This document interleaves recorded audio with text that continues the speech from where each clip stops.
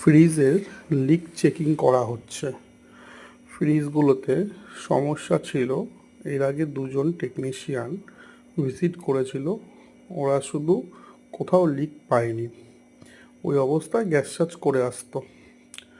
আর রীতিমতো কাস্টমারের 5 থেকে 7 দিন ঠান্ডা হতো, হওয়ার পরে আস্তে আস্তে গ্যাস লিকেজ হয়ে যেত। তো এটা আমাদের কাছে এসছে কলটা। তো আমরা গিয়ে পাইপলাইন কাটার পরে দেখছি মেশিনে কোথাও গ্যাস নেই, লিকেজ আছে। তো রীতিমতো আমরা মেশিনটাকে আপনার প্রেশার দেওয়ার পরে এক এক করে চেক করলাম। চেক করার পরে ওই একই কাস্টমারের বাড়িতে দুটো মেশিন ছিল, দুটো মেশিনেরই কুলিং কয়েল লিকেজ আছে। তো রীতিমতো দুটো মেশিনেরই আপনার লিক চেক করার পরে ধরা পড়লো যে কুলিং কয়েল